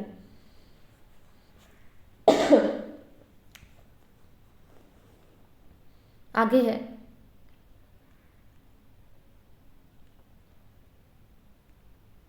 कि गर्जे की सहफे की कुल स्पीचें मर्चेंट ऑफ वेनिस से ली गई। पहले तो मैं यह पूछता हूँ कि विवाह में मुद्रिका परिवर्तन की रीत इस देश की नहीं बल्कि यूरोप की है। मैंने माना कि आप शकुंतला को दुष्यंत के मुद्रिका देने का प्रमाण देंगे, पर वो तो परिवर्तन ना था, किंतु महाराज ने अपना स्मारक चिन्ह दिया था। ये इन्होंने इस प्रकार से लाला श्रीनिवास दास की जो संयोगिता स्वयंवर नाटक है उसमें इन्होंने अपने हिसाब से जो इन्हें लगा उस हिसाब से इन्होंने सच्ची समालोचना उसकी की। आगे हम देखेंगे लेखक लाला श्रीनिवास दास।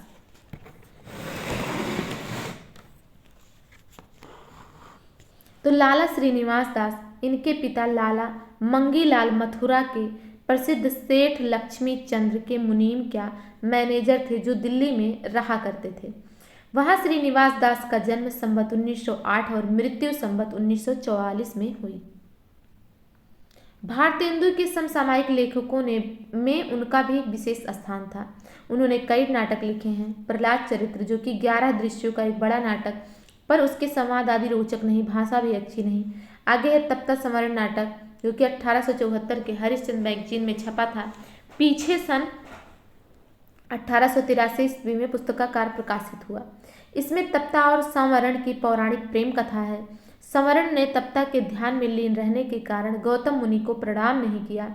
इस पर उन्होंने शाप दिया कि जिसके ध्यान में तुम मग्न हो वह तुम्हें भूल जाए। फिर सदैव होकर सांप का यह परिहार उन्होंने बताया कि अंग स्पर्श होते ही उसे तुम्हारा स्मरण हो जाएगा। लाला जी के रणधीर और प्रेम मोहिनी नाटक की उस समय अधिक चर्चा हुई थी। पहले पहले यह नाटक संवत 1934 में प्रकाशित हुआ था। इसके साथ एक भूमिका थी जिसमें नाटकों के संबंध में कई बातें अंग्रेजी नाटकों पर दृष्टि रखकर लिखी गई थी। यह स्पष्ट जान पड़ता है कि यह नाटक उन्होंने अंग्रेजी नाटकों के ढंग पर लिखा था। रणधीर और प्रेम मोहिनी नाम ही रोमियो एंड जूलियट की ओर ध्यान ले जाता है। कथा वस्तु भी इनकी सामान्य प्रथानुसार पौराणिक या ऐतिहासिक न होकर कल्पित है, पर यह वस्तु कल्पना मध्य युग के राजकुमार राजकुमारियों के क्षेत्र के भीतर ही हुई है।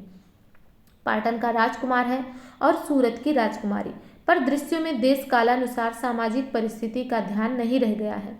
कुछ दृश्य तो आजकल का समाज सामने लाते हैं, कुछ मध्य युग का और कुछ उस प्राचीन काल का जब स्वयंवर की प्रथा प्रचलित थी।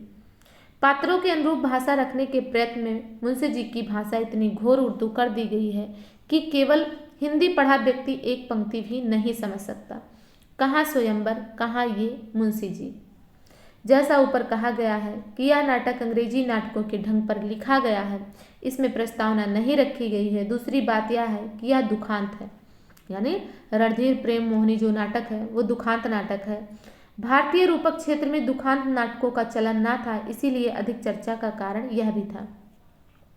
लाला जी का संयोगिता स्वयंवर नाटक सबसे पीछे का है। यह पृथ्वीराज द्वारा संयोगिता हरण का प्रचलित प्रवाद लेकर लिखा गया। श्रीनिवास दास ने परीक्षा गुरु नाम का एक शिक्षाप्रद उपन्यास भी लिखा। वे खड़ी बोली के बोलचाल के शब्द और मुहावरे अच्छे लाते थे, जो कि ये हमारे परीक्षा गुरु हमारी यूजीसी नेट के पाठ्यक्रम में भी है। उपरोक्त चारों लेखकों में प्रतिभाशालियों का मनमौजीपन था, पर लाला श्रीनिवास दास व्यवहार में दक्ष और संसार का ऊंचा नीचा समझने वाले पुरुष थे। अतः उनकी भाषा संयत और साफ सुथरी तथा रचना बहुत कुछ स्वदेश होती थी। परीक्षा गुरु से कुछ अंश नीचे दिया जाता है कि मुझे आपकी यह बात बिल्कुल अनोखी मालूम होती है। भला परोपकारादि शुभ कामों का परिणाम कैसे बुरा हो सकता है। पंडित पुरुषोत्तम दास ने कहा कि जैसे अन्न प्राणधार है, परंतु अति भोजन से रोग उत्पन्न होता है। लाला ब्रज किशोर कहने लगे, देखिए परोपकार की इच्छा अत्यंत उपकारी है, परंतु हद से आगे बढ़ने पर वह भी फिजूल खर्ची समझी जाएगी और अपने कुटुंब परिवार आदि का सुख नष्ट हो जाएगा। जो आलसी अथवा अधर्मियों की सहायता की तो उससे संसार में आलस्य और पाप की वृद्धि होगी। इसी तरह कुपात्र में भक्ति के होने से लोक परलोक दोनों नष्ट हो जाते हैं। न्यायपरता यद्यपि सब वृत्तियों का समान रखने वाली है, परंतु इसकी अधिकता से भी मनुष्य के स्वभाव में मिलनसारी नहीं रहती, क्षमा नहीं रहती। जब बुद्धि वृत्ति के कारण किसी वस्तु के विचार में मन अत्यंत लग जाएगा तो और जानने लायक पदार्थों की ज्ञानता बनी रहेगी। आनुषंगिक प्रवृत्ति के प्रबल होने से जैसा संग होगा वैसा रंग तुरंत लग जाया करेगा। ऊपर के उद्धरण में अंग्रेजी उपन्यासों के ढंग पर भाषण के बीच में या अंत में अमुक ने कहा अमुक कहने आगे ध्यान देने योग्य है। खैरियत हुई कि इस प्रथा का अनुसरण हिंदी के अन्य उपन्यासों में नहीं हुआ। शुक्ल जी कह रहे हैं कि खैरियत है कि इस उपन्यासों का अनुसरण आगे नहीं हुआ। अब हम देखेंगे नेक्स्ट लेखक ठाकुर जगमोहन सिंह। ठाकुर जगमोहन सिंह भारतेंदु जी के मित्रों में कई बातों में उन्हीं की सी तबीयत रखने वाले विजयरावगढ़ मध्य प्रदेश के राजकुमार ठाकुर जगमोहन सिंह जी थे। उनका जन्म श्रावण शुक्ल 14 संवत 1914 और मृत्यु संवत 1956 में हुई। वे शिक्षा के लिए कुछ दिन काशी में रखे गए थे, जहां उनका भारतेंदु के साथ मेलजोल हुआ।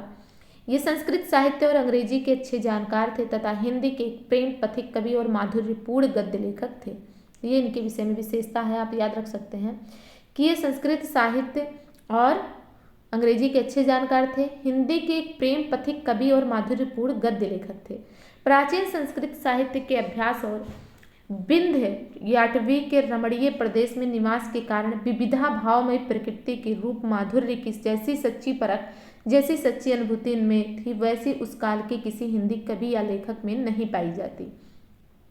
अब तक जिन लेखकों की चर्चा हुई उनके हृदय में इस भूखंड की रूप माधुरी के प्रति कोई सच्चा प्रेम संस्कार न था। परंपरा पालन के लिए चाहे प्रकृति का वर्णन उन्होंने किया हो, पर वहां उनका हृदय नहीं मिलता। अपने हृदय पर अंकित भारतीय ग्राम्य जीवन के माधुर्य का जो संस्कार ठाकुर साहब ने अपने श्यामा स्वप्न में व्यक्त किया है, उसकी सरसता निराली है। बाबू हरिश्चंद्र, पंडित प्रताप नारायण आदि कवियों और लेखकों की दृष्टि और हृदय की पहुंच मानव क्षेत्र तक ही थी, प्रकृति के अपर क्षेत्रों तक नहीं। पर ठाकुर जगमोहन सिंह जी ने नर क्षेत्र के सौंदर्य को प्रकृति के और क्षेत्रों के सौंदर्य के मेल में देखा है। प्राचीन संस्कृत साहित्य के रुचि संस्कार के साथ भारत भूमि की प्यारी रूपरेखा को मन में बसाने वाले वे पहले हिंदी लेखक थे। तो यहाँ से ये भी ध्यान रखना है कि प्राचीन संस्कृत साहित्य के रुचि संस्कार के साथ भारत भूमि की प्यारी रूपरेखा को मन में बसाने वाले वे पहले हिंदी लेखक थे। यहाँ पर बस इतना ही कहकर उनके श्यामा स्वप्न का एक दृश्य नीचे दिया जाता है। तो दृश्य खंड क्या है श्यामा स्वप्न का, कि नर्मदा के दक्षिण दंड कारण्य का एक देश दक्षिण कोसल नाम से प्रसिद्ध है। याही मगहवे गए दंड कवन श्री राम, तासो पावन देश या विंध्याटवी ललाम। अब इसका अर्थ दिया जा रहा है कि मैं कहाँ तक इस सुंदर देश का वर्णन करूं, जहाँ की निर्झरणी जिनके तीर वानिर से भिरे मदकल पूजित विहंगमों से शोभित है, जिनके मूल से स्वच्छ और शीतल जलधारा बहती है और जिनके किनारे के श्याम जम्बू के निकुंज फलभार से नामित जानते हैं शब्दायमान होकर झरती है, जहाँ के सल्लकी वृक्षों की छाल में हाथी अपना बदन रगड़ रगड़ खुजली मिटाते हैं और उनमें से निकला क्षीर सब वन के शीतल समीर को सुशोभित करता है। मंजु अंजुल की लता और नील निचुल के निकुंज, जिनके पत्ते ऐसे सघन जो सूर्य की किरणों को भी नहीं निकलने देते, इस नदी के तट पर शोभित हैं। ऐसे दंड कारण्य के प्रदेश में भगवती चित्रोत्पला, जो नीलोत्पलों की झोपड़ियों और मनोहर पहाड़ियों के बीच होकर बहती हैं, कंकागृद्ध नामक पर्वत से निकल अनेक दुर्गम विषम और असम भूमि के ऊपर से बहुत से तीर्थों और नगरों को अपने पूर्ण जल से पावन करती पूर्व समुद्र में गिरती हैं। इसी नदी के तीर अनेक जंगली गांव बसे हैं। मेरा ग्राम इन सबों से उत्कृष्ट और शिष्ट जनों से पूरित है। इनके नाम ही को सुनकर तुम जानोगी कि यह कैसा सुंदर ग्राम है। इस पावन अभिराम ग्राम का नाम श्यामापुर है। यहाँ आम के आराम पथिकों और पवित्र यात्रियों को विश्राम और आराम देते हैं। पुराने टूटे फूटे देव वाले इस ग्राम की प्राचीनता के साक्षी हैं। ग्राम के सीमांत के झाड़, जहाँ झुंड के झुंड कौवे और बगुले बसेरा लेते हैं, गवई की शोभा बताते हैं। पौ फूटते गोधूली के समय गैयों के खुरों से उड़ी धूल ऐसी गलियों में छा जाती है मानो कोहरा गिरता है। ऐसा सुंदर ग्राम जिसमें श्याम सुंदर स्वयं विराजमान है, मेरा जन्म स्थान है। तो इस प्रकार से ये इनका वर्णन था कि इन्होंने जिस प्रकार की हिंदी लिखते थे, इसके विषय में एक नमूना था। आगे हम देखेंगे कि कवियों के पुराने प्यार की बोली में देश की दृश्यावली को सामने रखने का मूक समर्थन तो उन्होंने किया, साथ ही भाव की प्रबलता से प्रेरित कल्पना के विप्लव और विक्षेप अंकित करने वाली एक प्रकार की प्रलाप शैली भी इन्होंने निकाली, जिसमें रूप विधान का वैलक्षण प्रधान था, न कि शब्द विधान का। यह भी इम्पोर्टेंट है। क्या अच्छा होता है यदि इस शैली का स्वतंत्र रूप से विकास होता। तब तो बंग साहित्य में प्रचलित इस शैली का शब्द प्रधान रूप, जो हिंदी पर कुछ काल से चढ़ाई कर रहा और अब काव्य क्षेत्र का अतिक्रमण कर रहा, कभी कभी विषय निरूपण निबंधों तक अर्थग्रास करने दौड़ता है, शायद जगह ना पाता। नेक्स्ट लेखक हैं बाबू तोताराम। ये जाति के कायस्थ थे।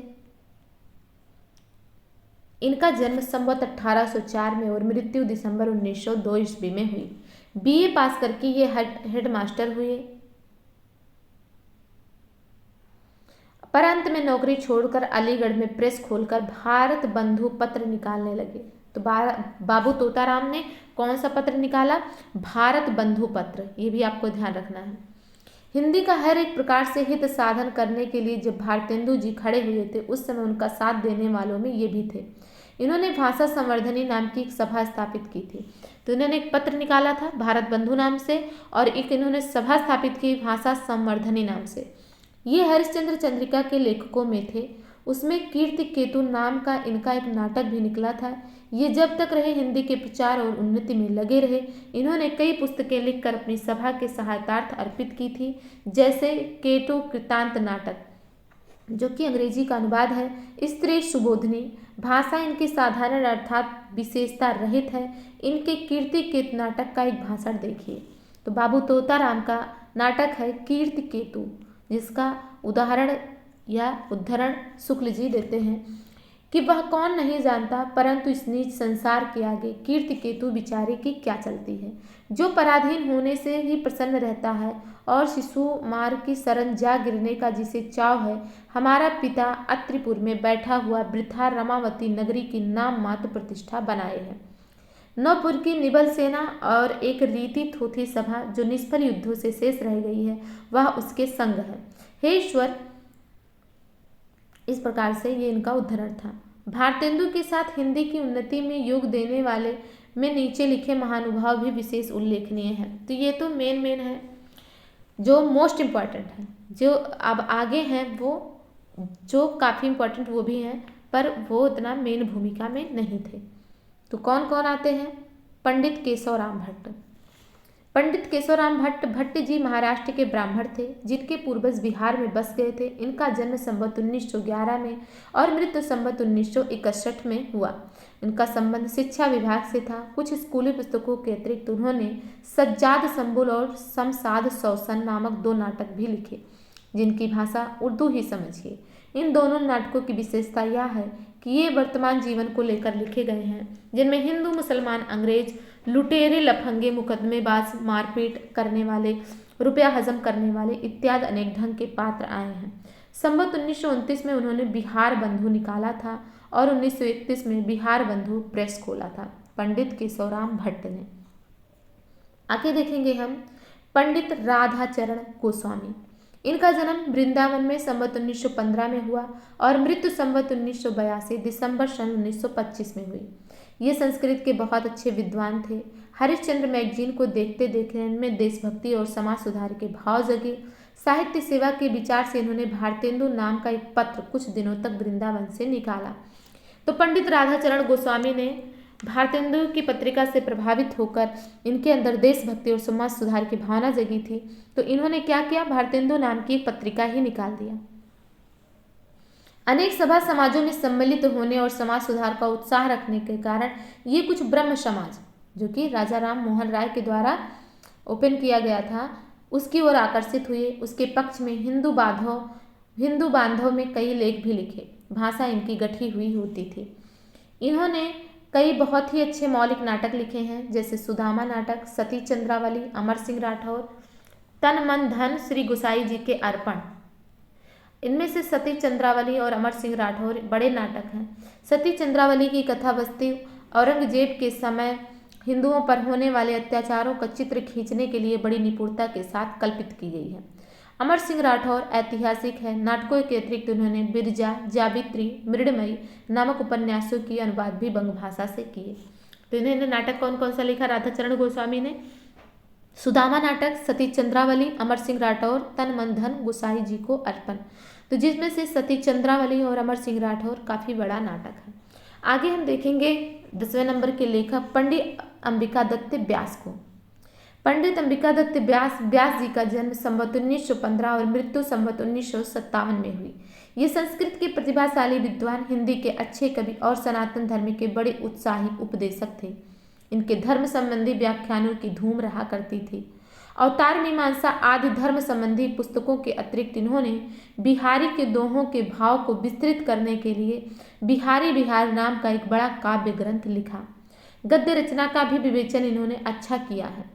पुरानी चाल की कविता जैसे पावस पचासा के अतिरिक्त इन्होंने गद्य, काव्य मीमांसा आदि अनेक गद्य की पुस्तकें भी लिखी। उन्होंने के स्थान पर ये इनने उनने लिखते थे। इम्पॉर्टेंट है, ये भी एग्जाम में पूछा जा सकता है कि भारतेंदु काल का कौन सा लेखक इन्होंने उन्होंने के स्थान पर इनने उनने लिखता था? तो पंडित अंबिका दत्त व्यास।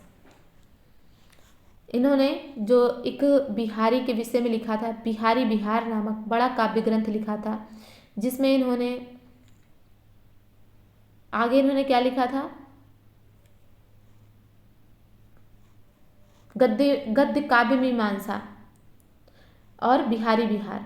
आगे हम देखेंगे कि ब्रज भाषा की अच्छी कविता ये बाल्यावस्था से ही करते थे, जिससे बहुत शीघ्र रचना करने का इन्हें अभ्यास हुआ था। कृष्ण लीला को लेकर इन्होंने ब्रज भाषा में एक ललित नाटिका लिखी थी। भारतेंदु के कहने से इन्होंने गो संकट नाटक लिखा। इंपॉर्टेंट है इनका गो संकट नाटक, कई बार एग्जाम में पूछा गया है, जिसमें हिंदुओं के बीच असंतोष फैलने पर अकबर द्वारा गो वध बंद किए जाने की कथा वस्तु रखी गई गो संकट नाटक में। अगले लेखक हैं पंडित मोहनलाल विष्णुलाल पांड्या। इन्होंने गिरती दशा में हरिश्चंद्र चंद्रिका को संभाला, मोस्ट इंपॉर्टेंट है। उसमें अपना नाम भी जोड़ा। इनके रंग ढंग से लोग इन्हें इतिहास का अच्छा जानकार और विद्वान समझते थे।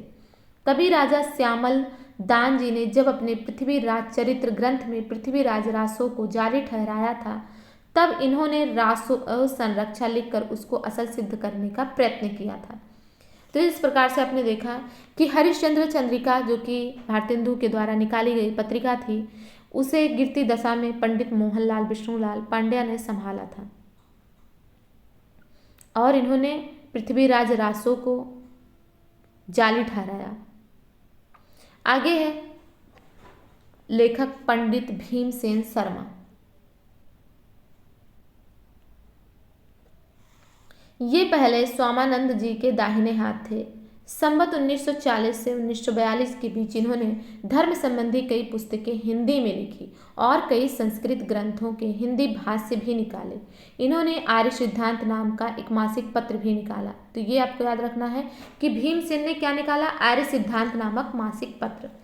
भाषा के संबंध में इनका विलक्षण मत था। संस्कृत भाषा की अद्भुत शक्ति नाम की एक लेख लिखकर इन्होंने अरबी फारसी शब्दों को भी संस्कृत बना डालने की राय बड़े जोर शोर से दी थी।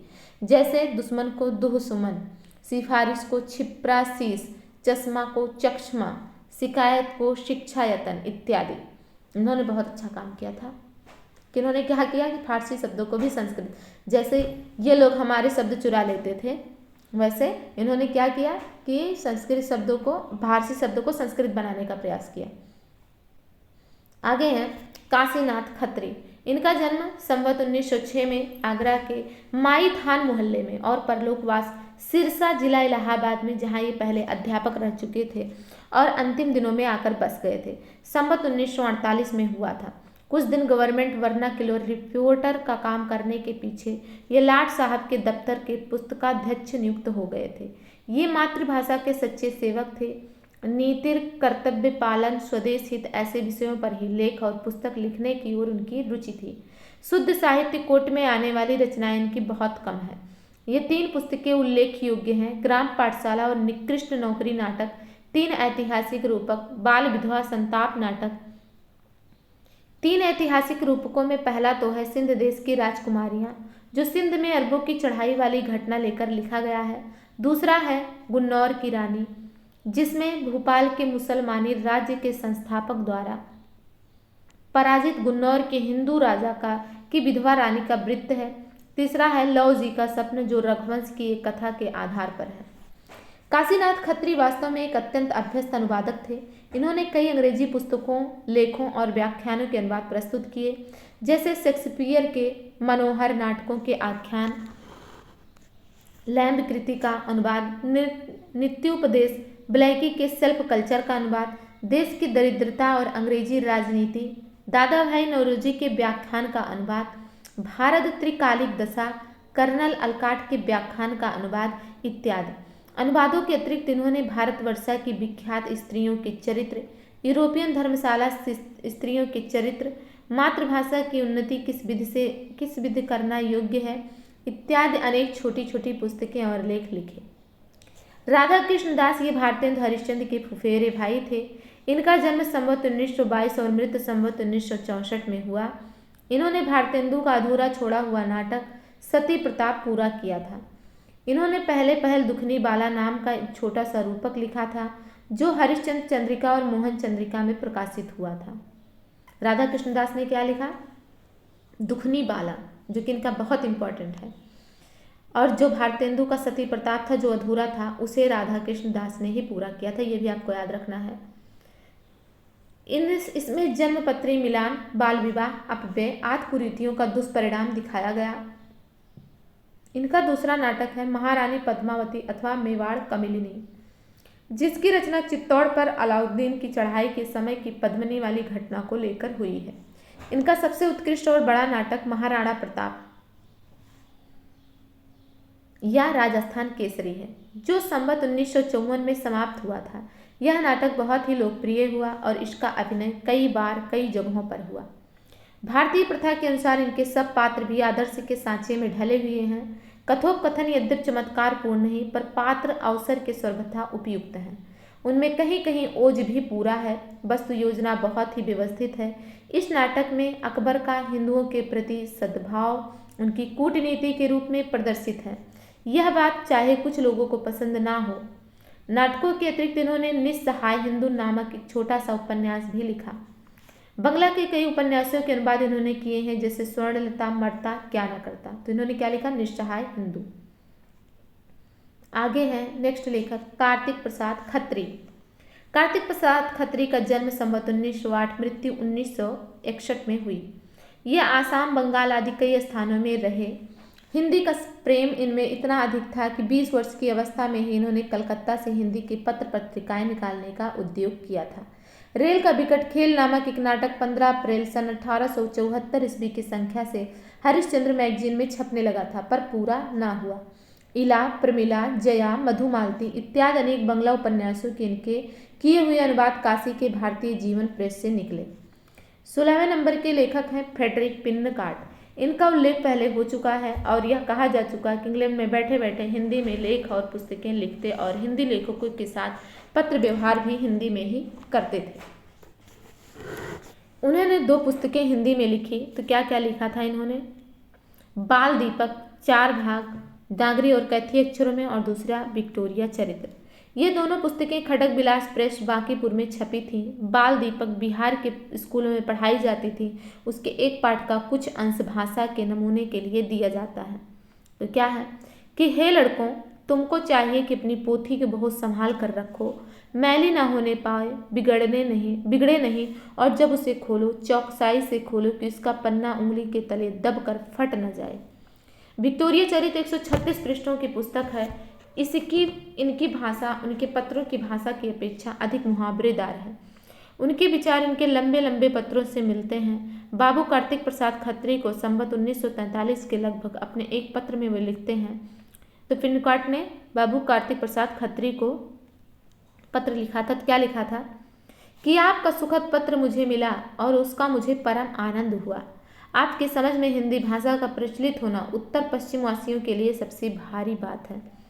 मैं भी संपूर्ण रूप से जानता हूँ कि जब तक किसी देश में निज भाषा और अक्षर सरकारी और व्यवहार संबंधी कामों में नहीं प्रवृत्त होते हैं, तब तक उस देश का परम सौभाग्य हो नहीं सकता।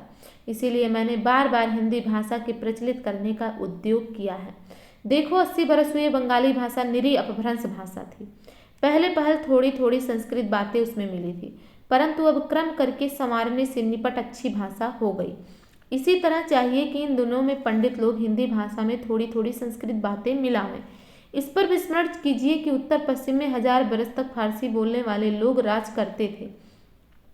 इसी कारण उस देश के लोग बहुत फारसी बातों को जानते हैं। उन फारसी बातों को भाषा से निकाल देना असंभव है, इसीलिए उनको निकाल देने का उद्योग मूर्खता का काम है।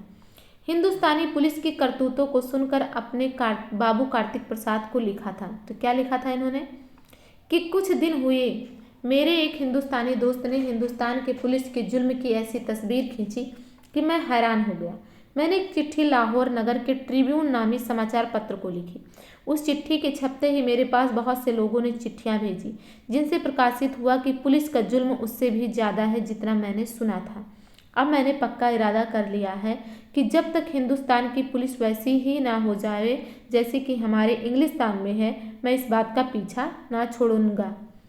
भारतेंद्र हरिश्चंद्र को एक चिट्ठी पिनकार्ट साहब ने ब्रजभाषा पद्य में लिखी थी, जो नीचे है। तो पद्य में जो ब्रजभाषा में लिखी गई थी वो क्या है कि बैस बंस अवतंस श्री बाबू हरिचंद जू क्षीर नीर कलहंस टुक उत्तर लिख देव मोहि पर उपकार में उदार अवनी में एक भासत अनेक यह राजा हरिचंद है। विभव बड़ाई बपू असन बिलास लखी कहत यहाँ के लोग बाबू हरिचंद है। ये सब किसने लिखा है? पिंडकाट ने लिखा। चंद वैसो अमिये आनंद कर आरत को, कहत कबिंद यह भारत को चंद है। कैसे अब देखो को बतायो कहाँ पावे है, कैसे वहाँ आवे हमें कोई मति मंद है। श्रीवित सकल कवि कबिंद कुल नुत बाबू हरिचंद, भारत हृदय सतार नभ उदय रहो जनचंद।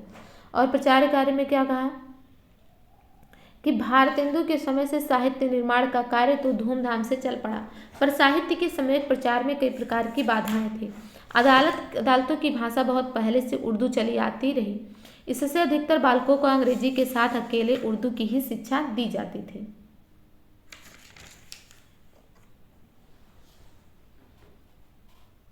शिक्षा का उद्देश्य अधिकतर सरकारी नौकरियों की योग्य बनाना ही समझा जाता रहा, इससे चारों ओर उर्दू पढ़े लिखे लोग ही दिखाई पड़ते थे। ऐसी अवस्था में साहित्य निर्माण के साथ हिंदी के प्रचार का उद्योग भी बराबर चलता रहा। स्वयं बाबू हरिश्चंद्र को हिंदी भाषा और नागरी अक्षरों की उपयोगिता समझाने के लिए बहुत से नगरों में व्याख्यान देने के लिए जाना पड़ता था। उन्होंने इस संबंध में कई पंफलेट भी लिखे।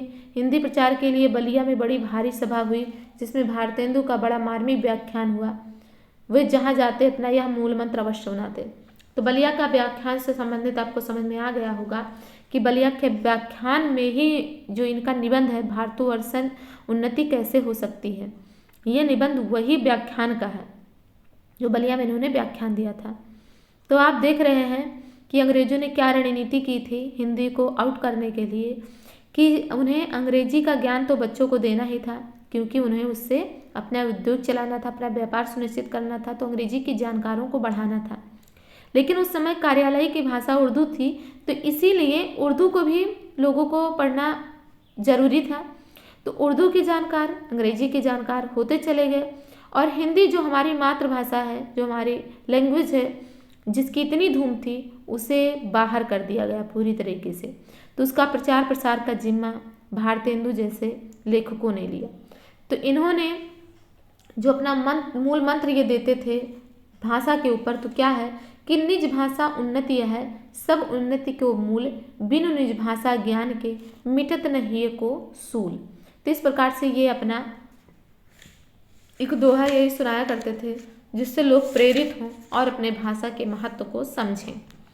इसी प्रकार पंडित प्रताप नारायण मिश्र भी हिंदी हिंदू हिंदुस्तानी का राग अल्पाते थे। कई स्थानों पर हिंदी प्रचार के लिए सभाएं स्थापित हुई। बाबू तोताराम द्वारा स्थापित अलीगढ़ की भाषा संवर्धनी का उल्लेख हो चुका है। ऐसी ही एक सभा सन 1884 में हिंदी उद्धारणी प्रतिनिधि मध्य सभा के नाम से प्रयाग में प्रतिष्ठित हुई थी। सरकारी दफ्तरों में नागरिक के प्रवेश के लिए बाबू हरिश्चंद्र ने कई बार उद्योग किया था। सफलता न प्राप्त होने पर भी इस प्रकार का उद्योग बराबर चलता रहा। जब लेखकों की दूसरी पीढ़ी तैयार हुई, तब उसे बहुत कुछ अपनी शक्ति प्रचार के काम में भी लगानी पड़ी। भारतेंदु के अस्त होने के उपरांत ज्यों-ज्यों हिंदी गद्य की वृद्धि होती गई, त्यों-त्यों प्रचार की आवश्यकता भी दिखाई पड़ती गई। अदालती भाषा उर्दू होने से 9 शिक्षकों की अधिक संख्या उर्दू पढ़ने वालों की थी, जिससे हिंदी पुस्तकों के प्रकाशन का उत्साह बढ़ने नहीं पाता था। इस साहित्य संकट के अतिरिक्त नागरिक का प्रवेश सरकारी दफ्तरों में न होने से जनता का घोर संकट भी सामने था। अतः संवत 1950 में कई उत्साही छात्रों के उद्योग से, जिनमें बाबू श्याम सुंदर दास, पंडित राम नारायण मिश्र और ठाकुर शिव कुमार सिंह मुख्य थे, काशी नागरी प्रचारणी सभा की स्थापना हुई। मोस्ट इम्पॉर्टेंट है ये, मोस्ट इम्पॉर्टेंट कथन कि नागरी प्रचारणी सभा की स्थापना 3 लोगों ने मिलकर बाबू श्याम सुंदर दास, पंडित राम नारायण मिश्र और ठाकुर शिव कुमार सिंह ने किया। सच पूछिए तो इस सभा की सारी समृद्धि और कीर्ति बाबू श्याम सुंदर दास जी के त्याग और सतत परिश्रम का फल है। तो आपने देखा होगा काशी नागरी प्रचारणी सभा की स्थापना हम श्याम सुंदर नाम से जानते भी हैं। वही आदि से अंत तक इसके प्राण स्वरूप स्थित होकर बराबर इसके ऐसे अनेक बड़े उद्योगों में तत्पर करते रहे। इसके प्रथम सभापति भारतेंदु के फुफेरे भाई राधा कृष्ण दास हुए। इसके सहायकों में भारतेंदु के सहयोगियों में से कई सज्जन थे, जैसे राय बहादुर पंडित लक्ष्मी शंकर मिश्र, यम खड़ग विलास प्रेस के स्वामी बाबू रामदीन सिंह, भारत जीवन के अध्यक्ष बाबू राधा कृष्ण वर्मा, बाबू गदाधर सिंह, बाबू कार्तिक प्रसाद खत्री इत्यादि। इस सभा के उद्देश्य दो हुए। तो क्या क्या उद्देश्य हुए? पहला हुआ नागरी प्रचारणी का प्रचार और दूसरा हुआ हिंदी साहित्य की समृद्धि। तो नागरी प्रचारणी सभा जो स्थापित की गई उसका दो मुख्य उद्देश्य था, नागरी अक्षरों का प्रचार करना और हिंदी साहित्य की समृद्धि। उक्त दो उद्देश्यों में यद्यपि प्रथम का प्रत्यक्ष संबंध हिंदी साहित्य के इतिहास से नहीं जान पड़ता, पर परोक्ष संबंध अवश्य है। पहले कह आए हैं कि सरकारी दफ्तरों आदि में नागरिक का प्रवेश न होने से नव शिक्षितों में हिंदी पढ़ने वालों की पर्याप्त संख्या नहीं थी। इससे नूतन साहित्य के निर्माण और प्रकाशन से पूरा उत्साह नहीं बना रहने पाता था। पुस्तकों का प्रचार होते न देख प्रकाशक भी हतोत्साहित हो जाते थे और लेखक भी। ऐसी परिस्थिति में नागरी प्रचारणी के आंदोलन का साहित्य की वृद्धि के साथ भी संबंध मान हम संक्षेप में उसका उल्लेख कर देना आवश्यक समझते थे। तो आपको पता है, आपको खुद पता होगा कि आप मान लीजिए आपने कोई पुस्तक निकाली, कोई पत्रिका निकाली, अगर उसको कोई पाठक ही ना हो, उसको पढ़ने वाले ही ना हो, तो उसका प्रचार कैसे होगा? और जो व्यक्ति उसी पर डिपेंड है, जिसका आधार वही है, जिसके जीवन जीने का आधार वही है, उसे कैसे और चीज़ें मिलेंगी? जो लिखने में ही पूरी तरीके से व्यस्त है, उसके जीवन का आर्थिक आधार एकमात्र यही रहता है। तो अगर उन्हें आर्थिक उससे कुछ लाभ नहीं हो पा रहा, उसका प्रचार प्रसार नहीं हो पा रहा, पुस्तकें बिक नहीं रही, तो उससे उनका खर्चा कैसे चलेगा? तो इसीलिए बहुत कठिनाई झेलनी पड़ती थी। आगे है कि बाबू हरिश्चंद्र किस प्रकार नागरी और हिंदी के संबंध में अपनी चंद्रिका में लेख छापा करते थे और जगह जगह घूमकर वक्तृता दिखाया करते थे। हम पहले कह आए हैं, वे जब बलिया के हिंदी प्रेमी कलेक्टर के निमंत्रण पर वहां गए थे, तब कई दिनों तक बड़ी धूम रही। हिंदी भाषा और नागरी अक्षरों की उपयोगिता पर उनका बहुत अच्छा व्याख्यान तो हुआ ही था, साथ चरित्र के अभिनय भी हुए थे। दिवाक्षर चरित्र पंडित रवि दत्ता शुक्ला द्वारा लिखा गया एक महान प्रहसन था, जिसमें उर्दू लिपि की गड़बड़ी बड़े ही विनोदपूर्ण दृश्य दिखाए गए थे। आगे है कि भारतेंदु के अस्त होने के कुछ पहले ही नागरी प्रचारणी का झंडा पंडित गौरी दत्ता जी ने उठाया। ये मेरठ के रहने वाले सारस्वत ब्राह्मण थे और मुद्रसी करते थे। अपने धुन के ऐसे पक्के थे कि 40 वर्ष की अवस्था हो जाने पर इन्होंने अपनी सारी जायदाद नागरी प्रचार के लिए लिख कर रजिस्ट्री करा दी। तो ये आपको बहुत ही इम्पोर्टेंट, ये लाइन बहुत ही इम्पोर्टेंट है कि किस लेखक ने अपना पूरा संपत्ति जो है, अपनी सारी जायदाद नागरी प्रचारणी के नाम कर दी थी। तो पंडित गौरी दत्ता जी ने, और अपना सन्यासी होकर नागरी प्रचारणी का झंडा हाथ में लिए चारों ओर घूमने लगे थे। इनके व्याख्यानों के प्रभाव से ना जाने कितने देवनागरी स्कूल मेरठ के आसपास खुले। शिक्षा संबंधी कई पुस्तकें भी इन्होंने लिखी। प्रसिद्ध गौरी नागरी कोश इन्हीं का है। जहाँ कहीं कोई मेला तमाशा होता, वहाँ पंडित गौरी दत्ता जी लड़कों की खासी भीड़ पीछे लगाए नागरी का झंडा हाथ में लिए दिखाई देते थे। मिलने पर प्रणाम, जय राम आदि के स्थान पर लोग इनसे जय नागरी कहा करते थे। इन्होंने संवत 1951 में दफ्तरों में नागरी जारी करने के लिए एक मेमोरियल भी भेजा था। इम्पॉर्टेंट है, बहुत इम्पॉर्टेंट है कि कौन से ऐसे लेखक थे जिन्होंने नागरी प्रचार के लिए अपनी पूरी संपत्ति ही दांव पर लगा दी, अपनी संपत्ति ही पूरी रजिस्ट्री करा दी नागरी प्रचार के नाम पर। आगे है कि नागरी प्रचारणी सभा अपनी स्थापना के कुछ ही दिन पीछे दबाई हुई नागरी के उद्धार के उद्योग में लग गई। 1952 में जब इस प्रदेश के छोटे lord sir Anthony McDonald Kashi में आए, तब सभा ने एक आवेदन पत्र उनको दिया और सरकारी दफ्तरों से नागरिक को दूर रखने से जनता को जो कठिनाई हो रही थी और जो शिक्षा के समय प्रचार में बाधाएं पड़ रही थी, उन्हें सामने रखा। जब उन्होंने इस विषय पर पूरा विचार करने का वचन दिया, तब से बराबर सभा व्याख्यानों और पर्चों द्वारा जनता के उत्साह को जागृत करती रही। न जाने कितने स्थानों पर डेपुटेशन भेजे गए और हिंदी भाषा और नागरी अक्षरों की उपयोगिता की ओर ध्यान आकर्षित किया गया। भिन्न भिन्न नगरों में सभा की शाखाएं स्थापित हुई। संवत 1955 में एक बड़ा प्रभावशाली डेपुटेशन, जिसमें अयोध्या नरेश, महाराज प्रताप नारायण सिंह, मांडा के राजा राम प्रसाद सिंह, आवागढ़ के राजा बलवंत सिंह, डॉक्टर सुंदरलाल, पंडित मदन मोहन मालवीय, ऐसे मान्य और प्रतिष्ठित लोग थे, लाट साहेब से मिला और नागरिक का मेमोरियल अर्पित किया। उक्त मेमोरियल की सफलता के लिए कितना भीषण उद्योग प्रांत भर में किया गया था, यह बहुत लोगों को स्मरण होगा। सभा की ओर से ना जाने कितने सज्जन सब नगरों में जनता के हस्ताक्षर लेने भेजे गए थे, जिन्होंने दिन को दिन और रात को रात नहीं समझा। इस आंदोलन के प्रधान नायक देश पूज्य श्रीमान पंडित मदन मोहन मालवीय जी थे। उन्होंने अदालती लिपि और प्राइमरी शिक्षा नाम की एक बड़ी अंग्रेजी पुस्तक, जिसमें नागरिक को दूर रखने के दुष्परिणामों की बड़ी ही विस्तृत और अनुसंधानपूर्ण मीमांसा थी, लिखकर प्रकाशित की। अंत में संवत 1957 में भारतेंदु के समय से ही चले आते हुए इस उद्योग का फल प्रकट हुआ और कचहरियों में नागरिक के प्रवेश की घोषणा प्रकाशित हुई। देखिए, इतना मेहनत करने के बाद तब कचहरियों में नागरिक के प्रवेश की घोषणा स्थापित हुई। सभा के साहित्यिक आयोजनों के भीतर हम बराबर हिंदी प्रेमियों की सामान्य आकांक्षाओं और प्रवृत्तियों का परिचय पाते चले आ रहे हैं। पहले ही वर्ष नागरीदास का जीवन चरित्र नाम का जो लेख पढ़ा गया, वह कवियों के विषय में बढ़ती हुई लोक जिज्ञासा का पता देता है। हिंदी के पुराने कवियों का कुछ इतिवृत्त संग्रह पहले पहल संवत 1896 में गारसा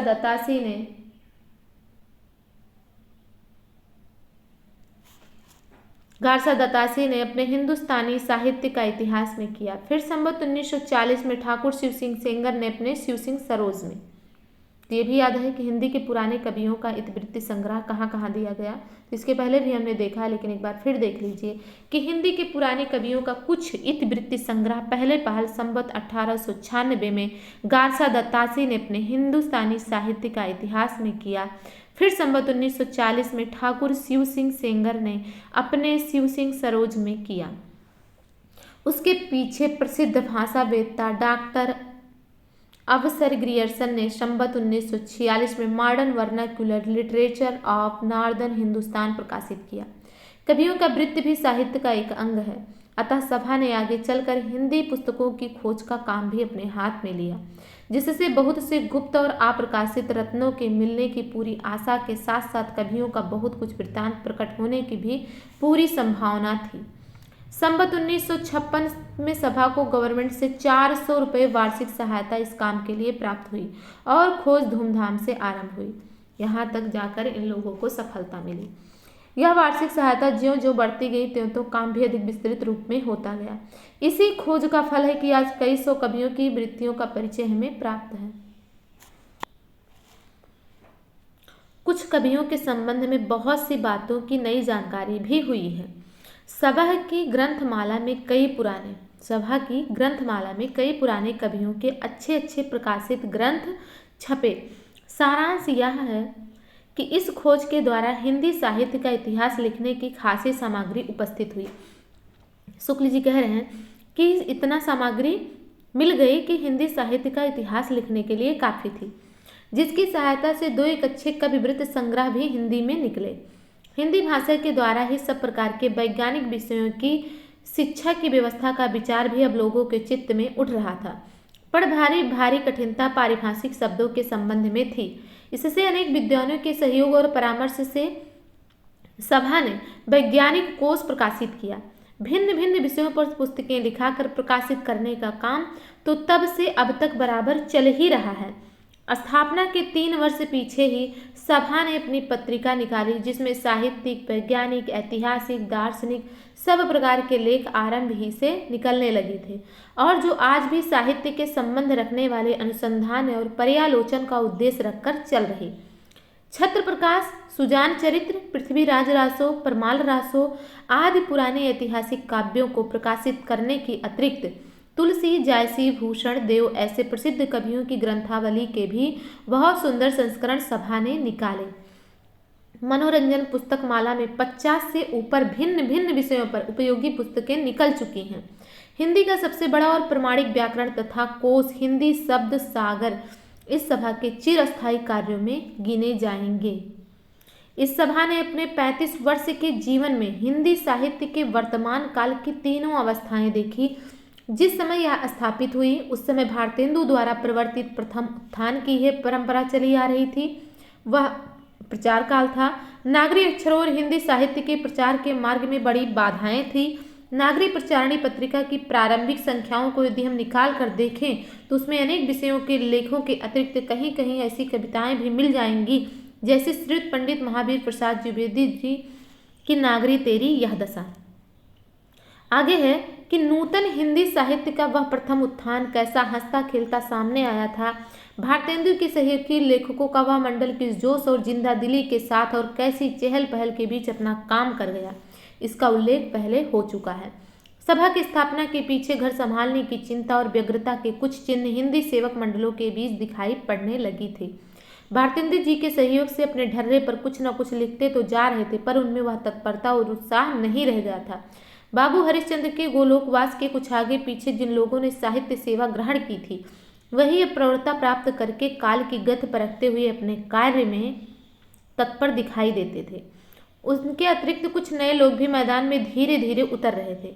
यह नवीन हिंदी साहित्य का द्वितीय उत्थान था, जिसके आरंभ में सरस्वती पत्रिका के दर्शन हुए, जहाँ से आप द्विवेदी युग को समझते हैं।